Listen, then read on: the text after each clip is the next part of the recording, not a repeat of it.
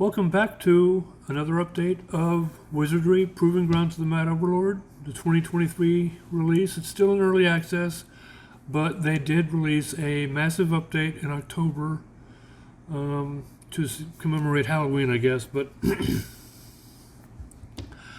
let me show off some of the features that they've added, because they did do a very big update with a lot of new features.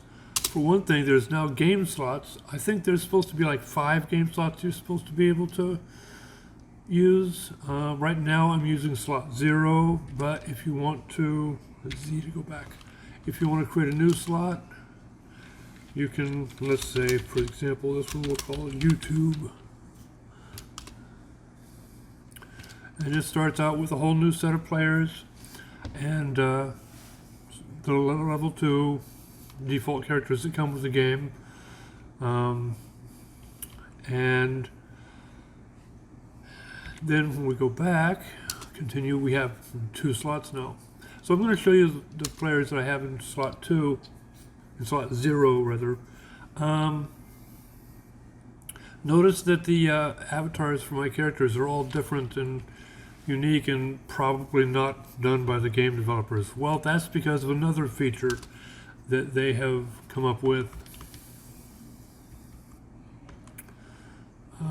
Edit character. You're allowed to, they finished the gallery of the updated gallery. Let me, portraits. They've finished updating the gallery of portraits. So now all the elf pictures are all finished. And all the dwarf pictures are finished. And the gnome pictures. Ooh, that one had purple hair. The halfling pictures. And of course now the new custom pictures. You can upload pictures that you've customized. I put some of my own pictures into a blog, into a blog entry in my blog. So you can download these pictures. But I'll give you a real quick rundown of how to create these pictures. And of course, you know, kudos if you can name any of these characters without going to my blog, because I specifically name them in the blog entry. So in case you look at it and say, I remember him, but who is he? What's his name? Well, you can go to my blog and look up the names. But kudos if you can remember some of these people without having to look up their names in my blog.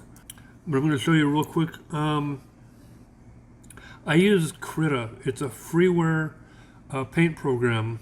Kind of like the Adobe Photoshop style graphics program. Basically, it's you just take any JPEG that you can get off the internet or any JPEGs that you have in your photo library and convert them into a PNG file so that you can have a transparent background. Pull up the paintbrush feature, go into erase mode, and just erase the portions of the picture that have background.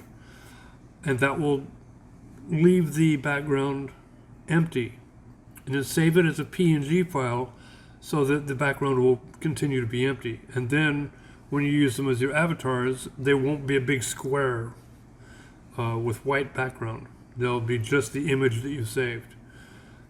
But like I said, I've saved all these pictures that I'm using in my blog, so if you want to just download mine, and of course the ones that Digital Eclipse created, you can download theirs too. I didn't install their set of pictures. I'm sure some of you will probably prefer theirs, but these are very eclectic, some of them not very serious at all. There's Max Headroom, of course. Good luck if you can remember who this guy is. I had to look him up to find out if there was a decent portrait type picture of him.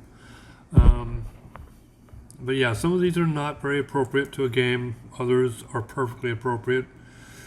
But you know, you do the choice. This one, by the way, is the real, the actual Archbishop of Canterbury. His name is Justin Welby, but I picked him for a good priest picture.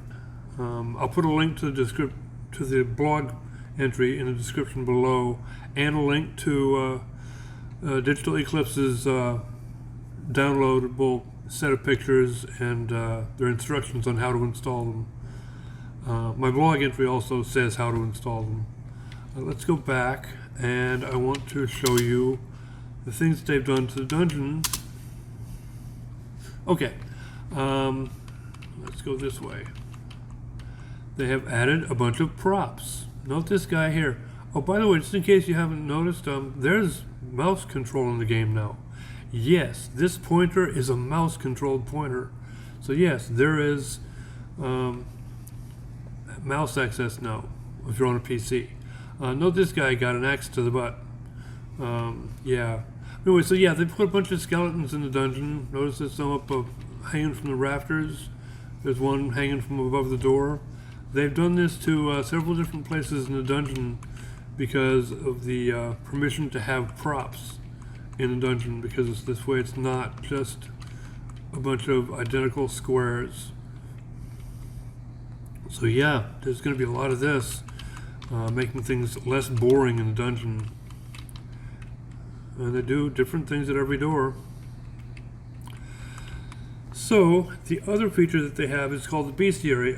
Whether you're in the dungeon or out in the town square, press escape, and aside from resume, options, and quit, which I've showed you the option features already, there's a new thing that they did. You might have to turn VSync on if there's a bit of a flicker in some of your screen changes. You might want to turn your VSync on. But there's all these features that I already told you about in a previous video, so I don't want to get into that too much. But I do want to show you the bestiary. They now have a feature for showing off the monsters that appear in the game and the traits that you've learned about them. I've been trying to play real hardcore in the past couple of days to try and build up my bestiary, but it is literally supposed to be a bestiary of all 101 monsters in the dungeon. So when you're going through the dungeon and you're running into monsters and you're fighting them, have your players inspect. It's also a new feature to get information about the monsters, and the monsters, what they detect in their inspections will end up in the bestiary. You can see that the monsters are numbered, so you can tell if you're missing any. I'm missing monster number 4. Not sure who that is, but I'm sure I'll have to run into him in the dungeon somewhere. Considering that bubbly slime is 0, I'm thinking it's probably not the bubbly slime, but the other one, the darker one, the dark green one, because the bubbly slimes are pink. And yeah, there's quite a few that I'm missing still, but you know, again, it's part of the game is to, you know, build up your bestiary and see if you can get a complete list. But yes, you have to probably resume. You have to probably face monsters several times before you get a complete inspection. And let me show you also.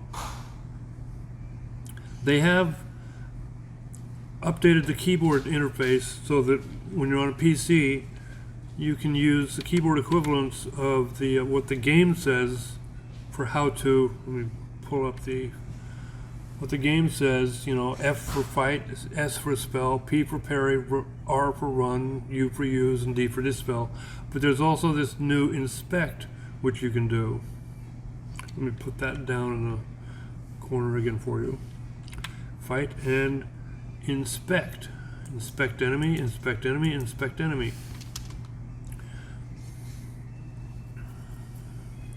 And see, failed to learn anything because I've already studied, got all the information about kobolds. So there's really nothing more they can learn about it. But it will tell you different statuses of whether or not they've deduced or observed anything about the monsters when you first meet them. The other nice thing about mouse interface is you can go back and review the game log of things that have happened, so that you can go back and see why is one of your characters missing some hit points or whatever.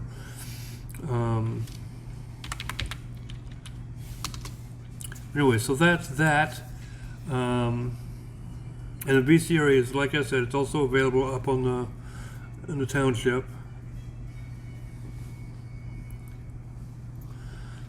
And Tropos chest. And that is, I think, about all that I need to say about the game now. I don't want to make this too long. I just wanted to show off the new features and say welcome back to the original Wizardry. Like I said, this is based on the original actual game. This here is the actual original 1981 code running underneath all this interface. So this is the original game that started the genre. It's just been given a fancy dress up with some of the interfaces that are a little bit different than what we remember back in the 80s, but this is the original game, and it's a lot prettier than it was back when they used to not have graphics at all. But please enjoy it, download it. The price is still pretty low. They're having a special at Steam right now, I think, for Halloween. But the early access pricing for the game is pretty low. I think it's like $29.99. I think that's how much I paid for it. But after the early release segment ends, they're probably going to raise the price a bit for the full final release. So get in now before they do the final release to get the better price. And happy dungeoneering!